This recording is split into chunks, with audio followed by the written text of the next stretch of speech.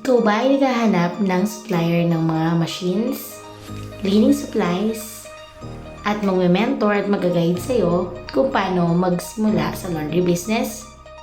Interesado pero zero knowledge ka? Well, nandito ang Team JLEX para sa'yo. Kami po ay nag-o-offer at nag-guide sa mga magsisimula pa lang sa laundry business.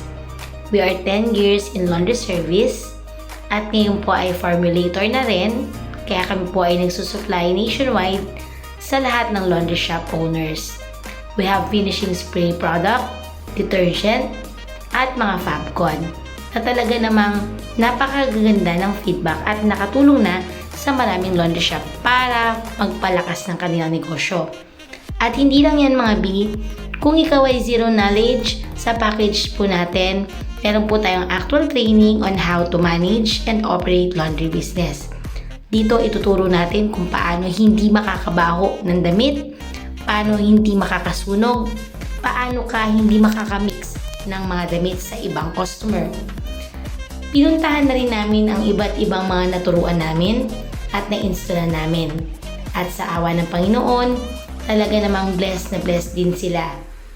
Ayan, kung mapapansin po natin sa lahat po ng mga set up na ng Team JLEX, karamihan po after 6 months or a few months, talagang dagsa po ang mga labada at sila na mismo ang nagkukwento na talagang malaking bagay din ang Alexa Scent sa kanilang shop.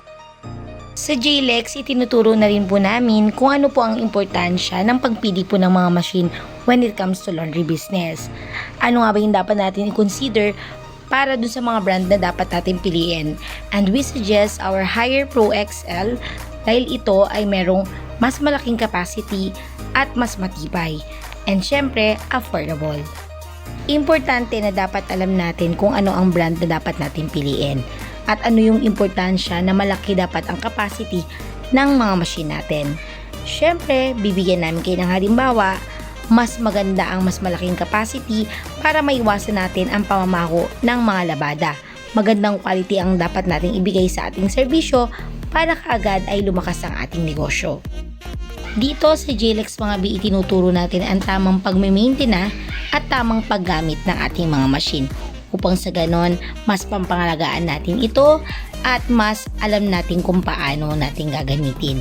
Nagde-demo po tayo at sinasuggest natin yung mga tamang paraan paano tayo mag-operate.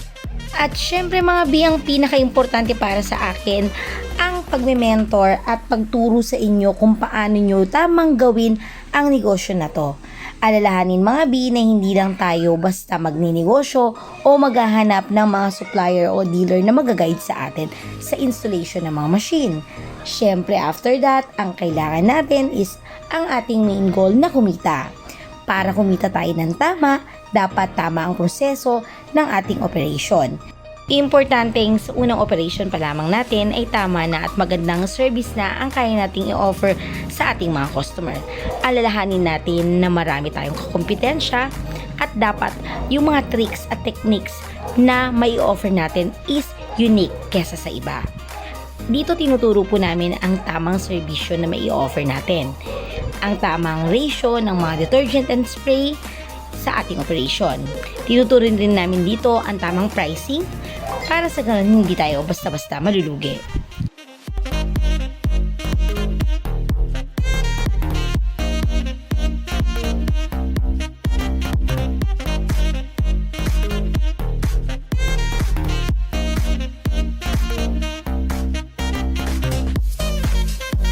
At syempre hindi mawawala ang mga freebies na ibibigay namin sa inyo. Sa package na in-avail nyo sa JLEX, kumpleto na mga B. Ready to operate na po. Kasama na po ang mga kailangan ninyo for operation.